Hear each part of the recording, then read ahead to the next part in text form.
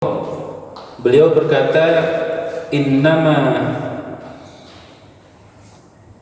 wa innama kana alaihi salatu wassalam khuluquhul Qur'an.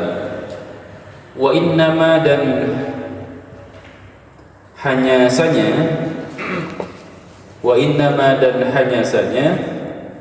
kana alaihi salatu wassalam khuluquhu, karena ada alaihi salatu wassalam khuluquhu, akhlaknya Rasulullah, karena ada alaihi salatu wassalam khuluquhu, akhlaknya Rasulullah. Al-Quran adalah Al-Quran, sebagaimana hadis yang diriwayatkan oleh Sayyidah Aisyah, istrinya Rasulullah, ketika ditanya bagaimana karakternya Rasulullah, maka Aisyah dengan tegas menjawab, kana khuluquhul Quran, karakternya Rasulullah itu ya Quran itu. Jadi kalau mau lihat deskripsi secara global karakter Rasulullah itu ada di Al-Quran semuanya. Itu masih global. Global saja 30 juz. Terus detail-detail dan spesifiknya bagaimana? Ya hadis-hadis itu dan syarah-syarahnya. Ngamalkan satu surah saja, Masya Allah beratnya, Ustaz ya. Ngamalkan satu surah saja betapa beratnya. Padahal karakter Rasulullah itu tersimpul atau terangkum dalam Al-Quran Al-Karim. Jadi akhlaknya Rasulullah itu Al-Quran gitu. Maka kalau mau niru akhlaknya Rasulullah, coba cek cocokkan dengan kandungan-kandungan ayat Al-Quran itu. Kalau cocok dengan ayat Al-Quran, insya Allah juga cocok dengan karakternya Rasulullah. Kemudian lanjutannya, li'annahu hakkamal wahya ala nafsihi. Li'annahu karena beliau itu, Rasulullah itu hakkamal wahya. Hakkamal wahya itu menjadikan wahyu sebagai hakim, menjadikan Al-Quran sebagai hakim. Hakim itu pemutus. Kalau panjenengan bingung terhadap dua persoalan, maka butuh penengah itu, butuh konsultasi misalkan. Nah, konsultannya itu adalah Al-Quran. Dan kalau bingung terhadap suatu perkara ini yang mana ya? Saya pilih yang A atau B, Quran yang memutuskan. Bahkan paling sederhana saja, jangan membayangkan perkara seperti ini itu perkara yang berat. Perkara yang berat maksudnya perkara yang datangnya dalam kehidupan kita itu hanya sekali-kali. Padahal kegiatan ini bisa setiap hari, bahkan bisa setiap saat. Panjenengan kalau dibangunkan sama Allah di malam hari untuk ngapunten kebelet pipis misalkan di jam 2 malam, apalagi dingin-dingin kayak tadi malam gitu. Kan kalau disuruh sholat dan wudhu kan malas sekali saja. Kamar mandi itu dinginnya begitu. Tapi kalau sudah kebelet kan terpaksa. Nah, di situ nanti ada pilihan-pilihan. Habis saya pipis misalkan, saya lanjut wudhu atau selesai langsung tidur lagi. Membangunkan istri. Pilihan-pilihan itu yang hadir adalah Al-Quran. Kan kita sering membayangkan yang berat saja. Mengamalkan pilihan-pilihan pemutusnya itu Al-Quran, itu yang berat biasanya. Milih jodoh Al-Quran dijadikan hakim itu terlalu berat maksudnya itu setahun sekali seumur hidup sekali kan akhirnya Quran jarang dipakai akhirnya Quran ini. Tapi Al-Quran itu seharusnya jadi hakim pemutus dalam keseharian kita sampai yang paling remeh sekalipun. Tadi itu misalkan yang bangun tidur pilih yang mana? Membayangkan ihdinas siratal mustaqim saja kita merasa paling aman gitu.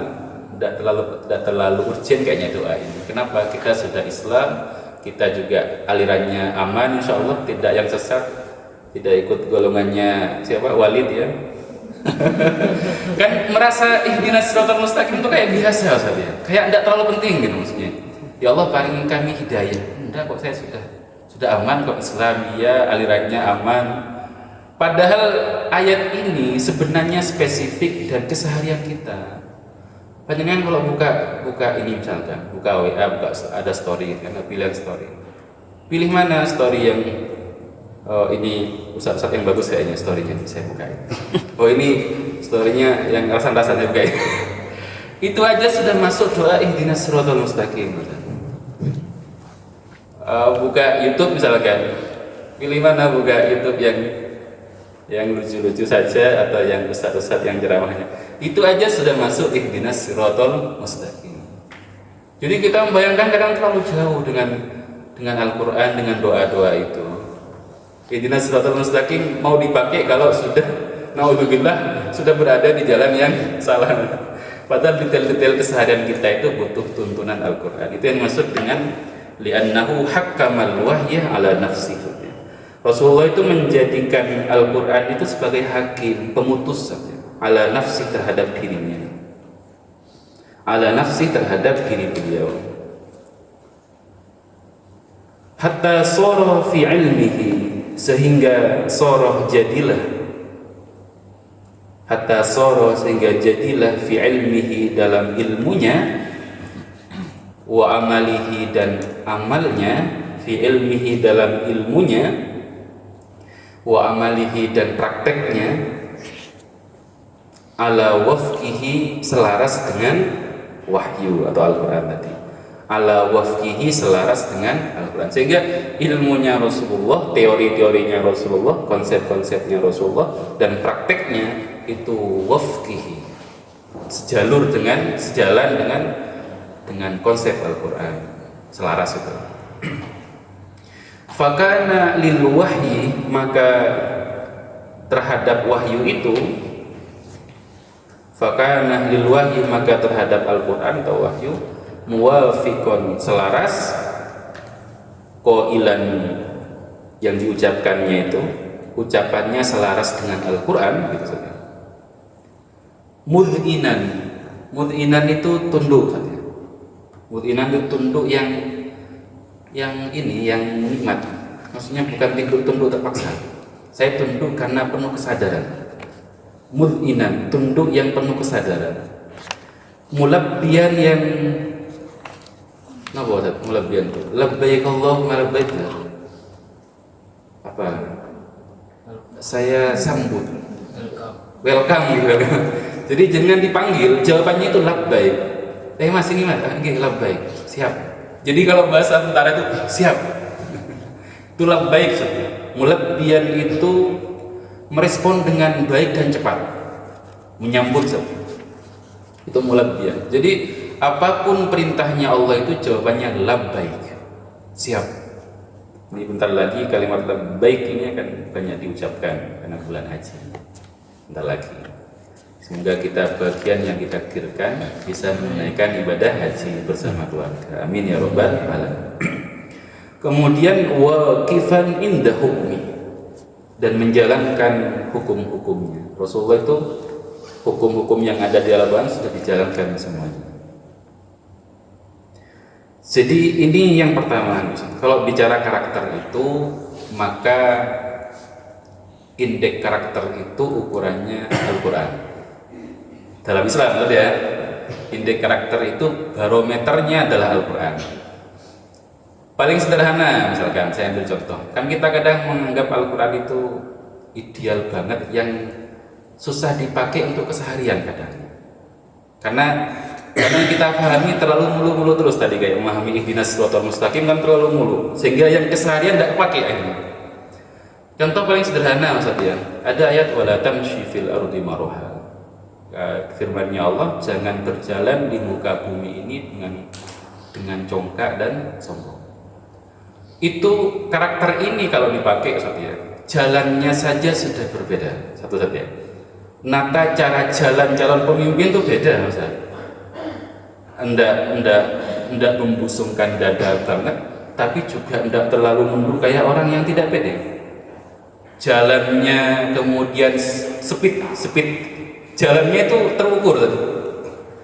Saya senang kalau lihat jalan itu kalau dulu saya menganggap orang ke masjid terlambat itu jangan buru-buru.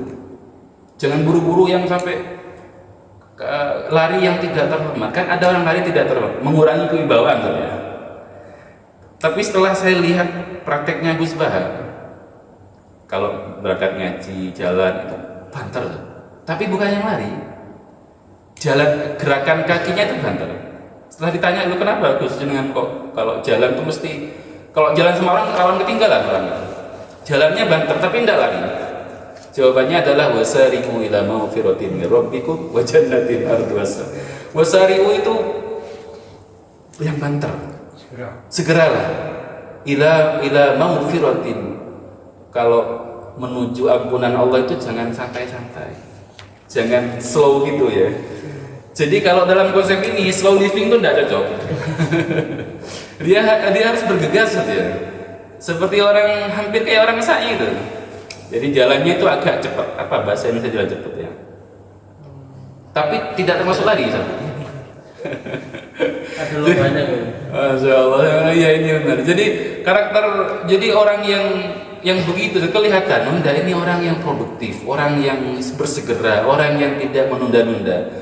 Saya bahkan di rumah itu dulu sejak kecil sudah ngerti saja. Kalau makan itu jangan terlalu santai yang lama gitu. Ibu saya selalu bilang, makan jangan kayak orang malas gitu. Di balik makan itu, di balik gaya makan, ada tanda pekerja kerasnya seorang. Ya, orang kalau makan yang apa saja, lahap itu saja, lahap tapi juga tetap terukur gitu. Itu menandakan dia pekerja keras. Termasuk tadi cara jalan saja. Maka sekali lagi, sehingga mematchingkan karakter kita itu Al-Quran barometernya. Kalau Al-Quran terlalu susah kita pahami, misalkan cari tafsirnya, cari pemahaman para ulamanya.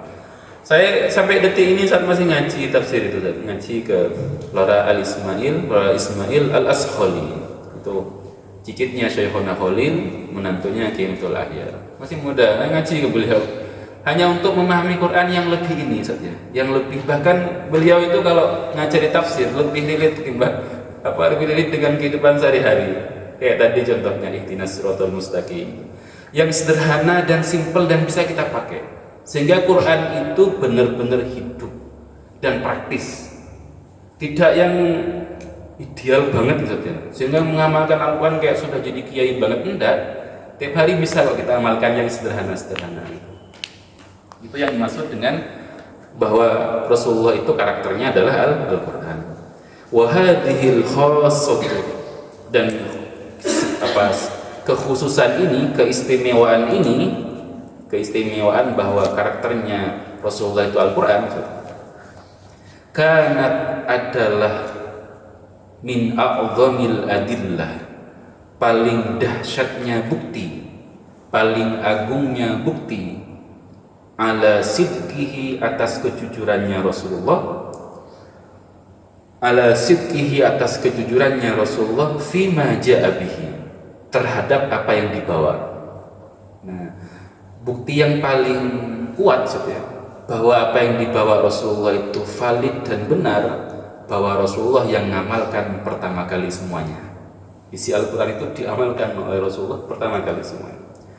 Makanya Ustaz, belajar sirah itu penting. Kalau katanya Syekh Ramadan Al-Buti itu, Said Ramadan Al-Buti Al-Mawfrulah, belajar sirah itu tujuannya untuk ngerti Al-Quran. Kenapa? Karena Al-Quran itu dipraktekkan oleh Rasulullah dan ditulis oleh sirah tadi itu. Sirah itu adalah keseharian, kepribadian, perjalanan Rasulullah. Kalau membaca sirah berarti membaca cara hidupnya Rasulullah ketika menerapkan Al-Quran. Jadi belajar sirah itu fungsinya untuk ngerti Al-Quran yang praktis, itu sirah. Baik, kita lanjutkan. Id qad jaa bil amri, karena qad jaa bil amri, ketika beliau memerintahkan, ketika beliau datang dengan membawa perintah, wa huwa mu'tamir, dan beliau yang melakukan. Kalau Rasulullah membawa perintah, maka Rasulullah melakukan itu.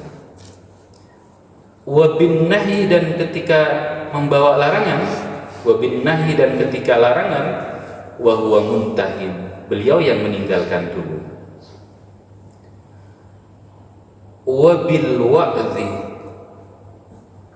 dan ketika membawa nasihat, mau'idhah itu nasihat, mau'idhah hasanah, nasihat-nasihat yang baik. Ketika beliau membawa nasihat, wa huwa mutta'in, maka beliau yang menerima nasihat pertama kali. Wa bitahwif, dan ketika menakut-nakuti, kan banyak saat nakut-nakuti terkait hari akhir gitu, hari akhir zaman, hari akhirat.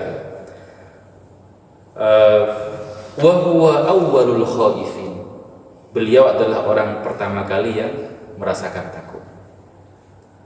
Maka ketika ketemu ayat falyadhaku qalilan wal yabku katsiran, itu kan firman Allah. Firman-Nya Allah, ketawa itu sedikit saja, wal yabku katsiran, nangislah yang banyak. Rasulullah dalam sebuah hadis bersabda, andaikan lau ta'lamuna ma a'lam, andaikan kamu ngerti apa yang saya ngerti, la bagaitum, kamu akan banyak nangis. Tapi kan apa saja visualisasi neraka, visualisasi akhir zaman, kan yang paling clear itu di Rasulullah. Sehingga Rasulullah itu wajar kalau yang paling khawatir dan paling takut. Maka bahasanya wajar kalau ngerti apa yang saya pikirkan, kamu pasti akan ketawanya dikurangi, nangisnya yang banyak. Kan sama prakteknya begini, saya ngerti mau keluar naik motor, ngerti kalau di arah mana, arah Jati, di jalan Jati itu ada polisi, ada operasi. Saya ngerti, sehingga saya lebih khawatir. Saya ambil helm, saya cek dompet saya apakah lengkap SIM sama STNK-nya dan lain-lain, kan lebih khawatir. Tapi orang yang tidak ngerti itu santai-santai saja, ambil motor tidak pakai helm sudah. Jadi orang yang ngerti itu berbeda dengan yang tidak ngerti, dan menjelaskan itu susah. Menjelaskan perasaan orang ngerti pada tidak ngerti itu susah. Contohnya misalkan, kamu jangan ke sana, jangan ke arah barat, setahu saya di sana itu rawan begal. Padahal kita nasihatnya sudah penuh dengan kasih sayang, kan? Tapi problemnya adalah yang mau begal itu justru temanmu. Kan susah menjelaskan tadi ya. Jangan ke sana, di situ ada temanmu yang mau begal. Malah yang ditangkap adalah kamu berusaha membuat permusuhan antara saya dan dia. Tapi dia yang ngerti sendiri. Nah, orang yang begini mesti susah menjelaskan, kan hanya secara global, jangan ke sana lah, gua ada apa? Pokoknya jangan ke sana lah pokoknya. Tapi dijelaskan secara detail itu berbahaya. Tidak dijelaskan berbahaya, dijelaskan secara detail juga berbahaya. Itu perbedaan antara orang yang ngerti dan tidak ngerti. Oke, gitu saja. Lanjut. Kemudian wa bitarjiyah. Tarjiyah itu ini selalu membangun harapan, optimisme. Selalu membangun optimisme. Saya senang kalau ketemu dengan orang itu yang dibangun adalah optimisme terus.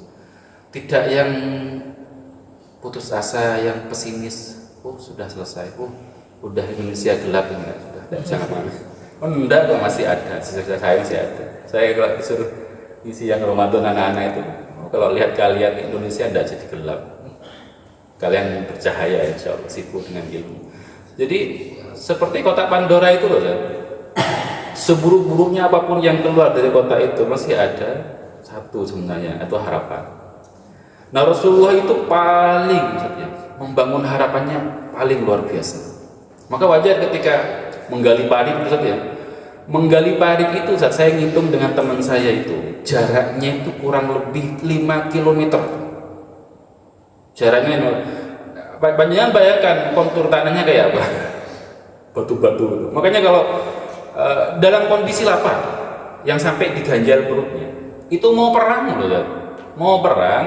menggali parit 5 km, dalamnya itu berapa ratus meter saya lupa itu dalam kondisi lapar dan batu-batuan.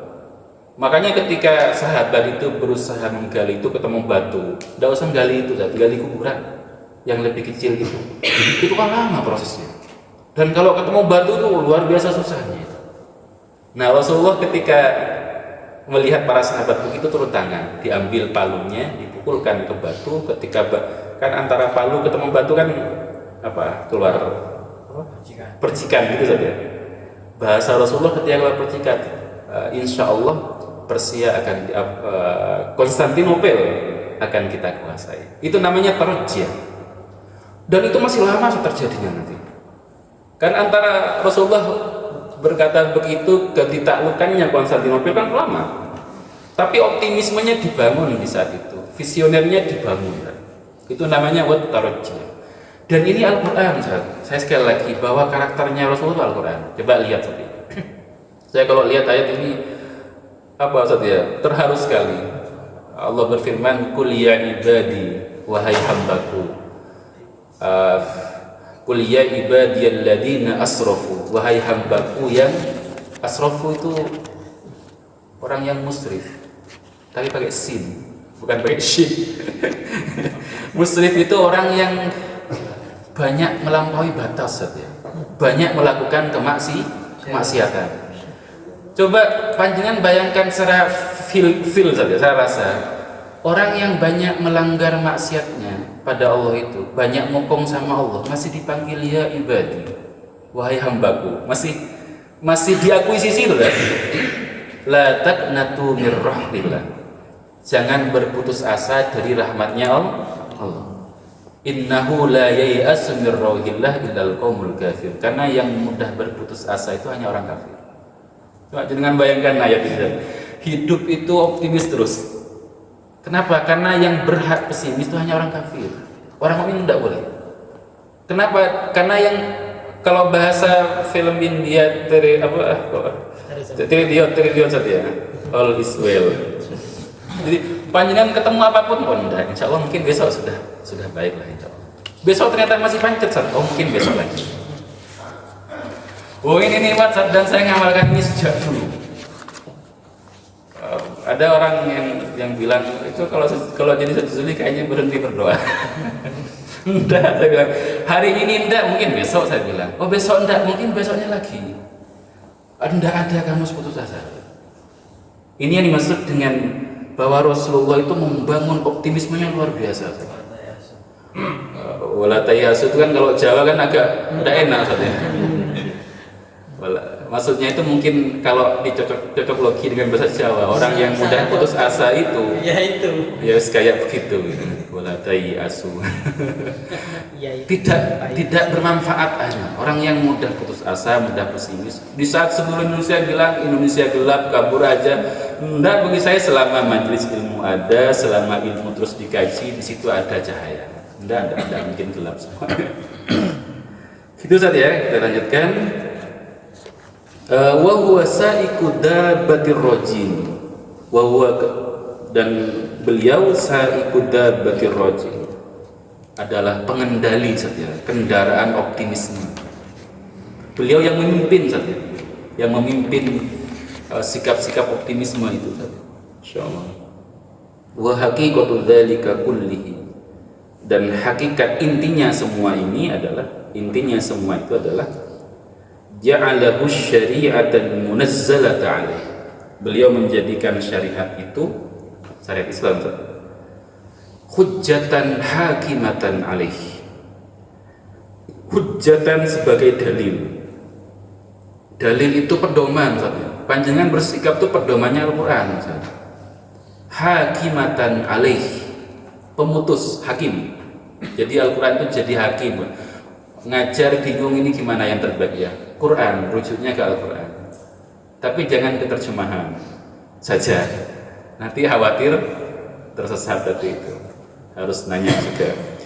Wa dalalatan lahu, dan bukti bagi Rasulullah alas siratil mustaqim, di jalan yang lurus saja. Alas siratil mustaqim, di jalan yang lurus. Alladzi saru alaih, yang Rasulullah berjalan di atasnya sallallahu alaihi wasallam. Jadi yang jenengan minta itu ihdinas siratal mustaqim, jalan-jalan, pilihan-pilihan, sikap-sikap, opsi-opsi yang dipilih oleh Rasulullah dan para sahabat. Dalam hal apapun kan? Dalam hal bersikap itu begitu. Ihdinas siratal mustaqim, ya Allah, paringi kami itu nikmat jalannya orang-orang yang keren gitu. bukan jalannya alladzina al-maghdubi alaihim waladdallin, bukan jalannya orang-orang yang dimurkai Allah dan orang yang tersesat. Al-maghdubi alaihim waladdallin, wal maghdubi alaihim waladdallin. Oke, begitu dulu Ustaz. Barangkali ada pertanyaan, dipersilakan. Tidak ada nih Ustaz. Saya lebih suka diskusi sebenarnya daripada satu arah begini. Saya kan tidak ngerti apa yang ada di pikiran jenengan itu. Saya kemarin itu ditanya, kalau saya ngaji di lembaga itu yang paling rajin nanya itu Mr. Haq, Masya Allah. Mr. Haq itu tidak pernah absen hanya itu, dan selalu sesuai dengan tema. Artinya kan pertanyaan-pertanyaan itu muncul di saat itu juga gitu. Ada pertanyaan menarik kemarin yang saya anggap bagus sekali pertanyaannya. Misalnya aku nanya gini, berarti ini Mas ya, akhir zaman itu semakin akhir semakin rusak ya karakternya orang. Oh ya, jelas. Dan itu sudah sesuai penelitiannya Ibnu Khaldun, bahwa sejarah itu bergerak regres, turun, downgrade, semakin turun. Meskipun secara iptek teknologi semakin maju, tapi secara karakter turun. Mau bukti saja? Sebenarnya tidak perlu bukti, tapi saya kasih contoh aja. Kemarin itu di Bangkalan terjadi pembegalan. Seorang guru perempuan pulang ngajar dibegal di siang hari. Di saat sedang, kan kebayang Ustaz ya, orang habis dibegal begitu, bagaimana kondisi shocknya, paham kan? Duduk gitu sambil bingung gitu, sambil ada yang sibuk ngerekam dan sibuk nanya, "Ibu tadi ini gimana?" "Mas, saya habis kebegal, sudah jangan banyak." Coba bayangkan, teknologi itu benar-benar menggerus karakter. Di saat ketika ada orang musibah harus ditolong pertama kali, dia sibuk konten demi laporan ke Mbak Meta. Salam interaksi. Salam interaksi, salam muhasabah. Ya Allah, itu sudah, ini salah satu contoh kecil saat ya, masih buah aja. Jadi karakter itu semakin akhir semakin rusak. Pertanyaan bagusnya begini Mr. Haq gitu. Terus gimana cara mengantisipasi kayak gitu ya, biar nggak terjadi ke dalam keluarga kita? Oh ini bagus ini. Karena zaman bergerak itu sudah bisa dikendalikan. Yang bisa dikendalikan adalah kita dan keluarga kita gitu. Gimana cara antisipasinya? Saya bilang rumah tangga, sekolah itu nomor sekian. Antisipasi terbaik tentang karakter itu rumah tangga. Rumah tangga yang serius membangun karakter di rumahnya, dia lebih kuat dan lebih bisa bertahan hidup. Tahan hidup dalam artian saja hidup yang mulia saja, di tengah gempuran kerusakan moral. Itu rumah tangga. Maka dimulai sejak nol, usia nol. Sebenarnya bukan usia nol, tapi semenjak jauh sebelum punya janin sudah berproses saja. Orang itu untuk membangun karakter sebenarnya. Apalagi sudah kandung terlahir, itu sudah harus segera mempersiapkan membangun karakternya. Karena kalau enggak, maka saya mikir begini, saya pernah nyampaikan ke Pak Gono, Ustaz, saya membayangkan kalau rumah tangga yang tidak siap itu dibangun, keburu dibangun tanpa siap konsep, kurikulum dan macam-macam, dan keburu melahirkan alumni itu anak-anak saja, maka betapa banyaknya rumah tangga itu yang menyumbang generasi rusak di bangsa ini. Itu kebanyakan di rumah loh, pencetusnya di rumah. Maka kalau mau serius di rumah, maka Rasulullah dengan tegas bersabda, khairukum li ahli. Orang terbaik itu adalah yang paling baik di keluarganya. Jadi ini salah satu contoh untuk mengukur bahwa keluarga itu harus paling serius. Saya sampai nyampaikan sama Gono, saya dulu sebelum punya anak itu sempat punya pikiran serius, saya bilang. Misalkan saya dengan istri sudah bagus sejalan dalam membangun karakter di rumah, anak sudah aman. Tapi saya berkecimpung di CM dan lihat anak-anak dengan problematikanya yang macam-macam itu.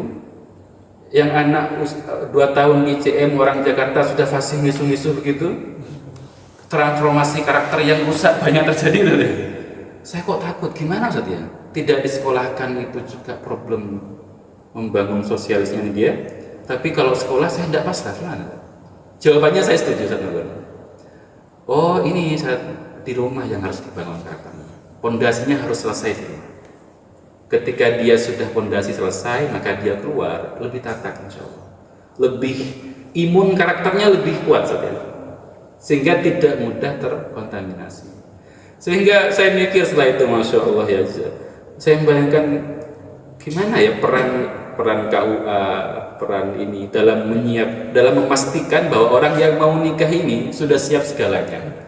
Tapi sekali lagi saja, ini kalau dibuat SOP yang ribet ya, harus ngaji dulu, harus enggak jadi nikah. Lu kan pertum juga.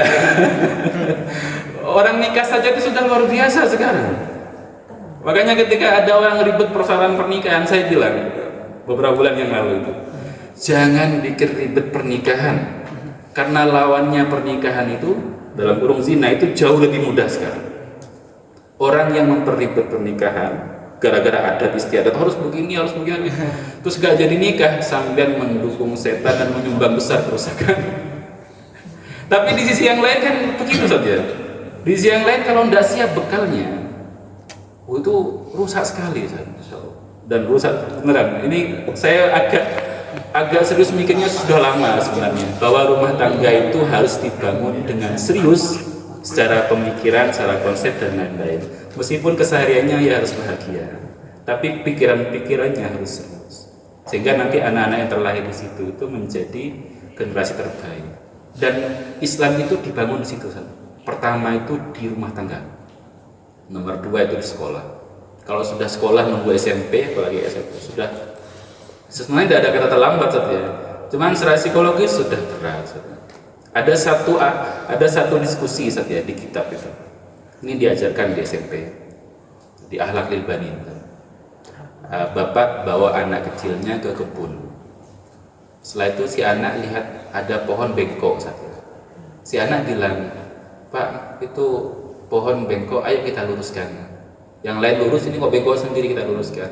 Jawaban bapaknya apa? "Lona, itu sudah besar pohonnya, susah diluruskan." Anak itu gitu saja. Kalau sudah kadung besar bengkok itu susah. Ini secara teori awal saja. Tapi kalau sudah kadung ada, teori optimisme harus dijalankan. Oh tidak ada kata terlambat. Gitu saja, cara pakai teori begitu ya. Jangan saklek. Kalau belum terjadi harus begitu. Tapi kalau sudah kadung terjadi, optimisme harus masuk. Oh tidak ada kata terlambat. Sebelum matahari terbit dari barat tidak ada kata terlambat. Itu gitu. Saya mikir, oh iya, pohon kalau sudah kadung bengkok, kalau sudah besar itu susah. Tapi kalau masih kecil, panjenengan bengkok kan model kayak apapun bisa. Bonsai, bonsai kan batu kecil, kalau sudah kadung besar tuh bisa.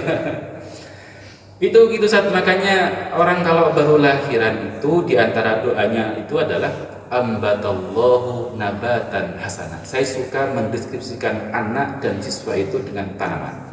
Bahasa Al-Quran itu ambatallahu nabatan hasanah. Semoga Allah menumbuhkan bayi ini dengan proses pertumbuhan yang baik. Gitu saja. Karena bisa jadi nanti ada faktor X. Ada tanaman yang ditanam di tahan yang sama, disiram dengan air yang sama, dipupuk dengan pupuk yang sama, kok tumbuhnya berbeda. Itu anak-anak begitu. Paham tidak ya? Anak-anak begitu. Perlakuannya sama tapi tumbuhnya berbeda. Begitulah tanaman begitu. Makanya deskripsinya adalah yang paling pas tanam. Ngoten nggih, Ustaz?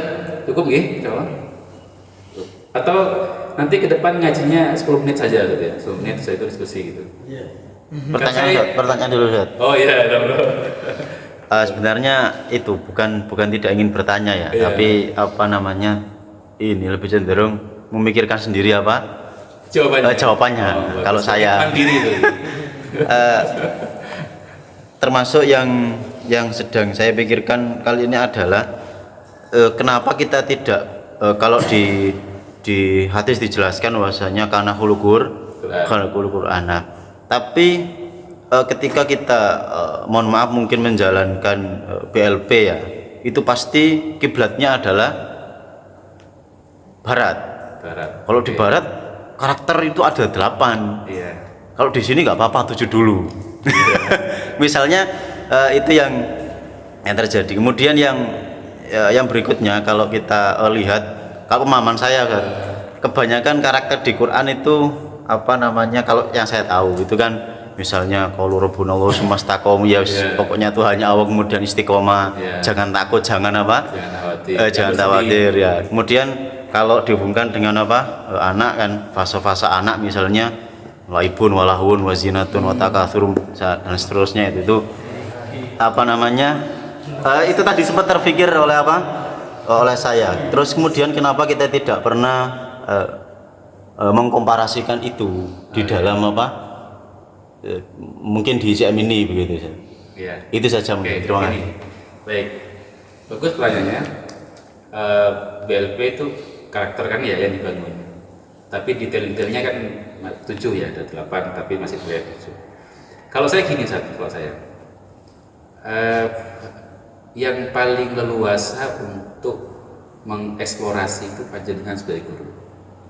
BLP itu saya anggap hanya sebagai bangunan besar. Bangunan besar, panjenengan punya rumah. Nah, rumah itu adalah BLP-nya. Jadi konsep umum. Detail-detailnya panjenengan yang leluasa menghiasi. Rumah itu kan sama saja. Perumahan ini misalkan sama semuanya. Tapi penghuni yang Islami akan mendesain rumahnya itu secara Islami. Oh, di rumah itu dikasih figura yang tulisannya adalah kaligrafi, dikasih foto-foto ulama, ada ruang khusus musolanya. Ini yang tidak sampai ke sana BLP itu panjenengan yang berhak, menurut saya saja.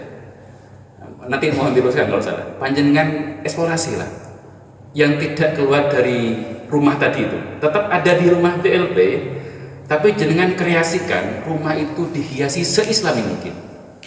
Mungkin di situ peran panjenengan untuk mengkomparasi, bukan mengkomparasi, mengeksplorasi, sehingga konsep baratnya itu dipakai rumahnya saja. Menurut saya kelemahan Islam sekarang kalah di dalam mengistilahkan, mengkonsep, merumuskan sebuah teori, padahal teorinya ada di Islam, tapi orang lebih telaten, lebih cekatan sehingga merumuskan sebuah konsep. Nah, jangan masukkan dikit-dikit di situ, tak tempeli foto ulama di sini, tak tempeli kaligrafi di sini, kan tidak terlarang di situ. Yang penting kamu masih mau rumah di situ gitu. Ini rumahnya masih BLP, tapi panjenengan eksplorasi yang banyak di sana. Sehingga apa saja contohnya? 7 karakter yang dibangun. Yang satu, Visi. Oke. Apakah visi dalam Islam tidak ada? Itu serius. Dan itu nomor 1. Saya menganggapnya nomor 1. Kenapa? Niat soalnya. Visi itu adalah niat. Orang itu dibangun di balik niatnya. Hanya beda istilah saja, Ustaz. Terus panjenengan masukkan hiasan keislaman itu, bahwa niat eksplorasi bagaimana para sahabat membangun visi yang saya pernah ceritakan, 4 pemuda membangun visi di samping Ka'bah. Itu sudah Islami banget, Ustaz. Saya pernah diminta Ustaz Margono untuk membuat dalil-dalil 7 pilar, sudah saya buatkan. Tapi kan tidak cukup begitu. Detail-detail itu panjenengan pengayaannya butuh paham sirah, butuh sering ngaji, sehingga eksplorasi ke anak itu lebih mantap, Ustaz. Apalagi memasukkan ini ke teman-teman asrama. Oh, itu butuh hiasan-hiasan syariat, Ustaz. Loh, bener loh. Orang yang sudah full di pikirannya tentang Islam, tentang kitab, tentang ini, dimasukkan teori barat, itu defense-nya luar biasa. Sehingga butuh tempelan-tempelan syariat tadi itu. Rumahnya tetap itu, tetap BLP rumahnya. Tapi isinya panjangan isi yang banyak tentang Islam. Itu Ustaz Yafi. Insya Allah dan Bapak sebagai clue awal mudah difahami. Detailnya sebenarnya saya bisa bicara panjang lebar. Detail terkait dengan rumahnya BLP, tapi dalamnya adalah hiasan yang Islami. Cukup banyak, Ustaz, insya Allah. Nonton ya, ya? Sudah jam 7:53. Teman-teman nanti kalau ada pertanyaan langsung disampaikan aja, meskipun belum selesai. Masih saya yang ngaji, misalkan teman-teman saat mau tanya ada orang, daripada mengendap, hilang, dan dicari rumusan sendiri, bukan salah saja, bisa benar, tapi kalau diskusi sharing kan ada sekian alternatif jawaban, kita bisa pilih nanti, daripada hanya satu alternatif kan tidak lebih menarik. Kayak input siswa itu, kalau hanya pilihannya 1-2 kan tidak kaya gitu, tapi kalau dengan punya alternatif pikiran yang banyak, akan semakin kaya, semakin banyak pilihan-pilihan yang akan panjenengan pegang. Itu aja mungkin, semoga membawa keberkahan dan kemanfaatan. Mohon maaf kalau ada yang kurang dan salah. Semoga kita ketemu lagi dalam pertemuan-pertemuan berikutnya dalam keadaan yang jauh lebih baik, lebih sehat, lebih bahagia, lebih berlimpah rezekinya semuanya. Amin ya rabbal alamin. Kita tutup dengan doa kafaratul majlis. Subhanakallahumma bihamdika asyhadu an la ilaha illa anta astaghfiruka wa atubu ilaik. Assalamualaikum warahmatullahi wabarakatuh. Waalaikumsalam.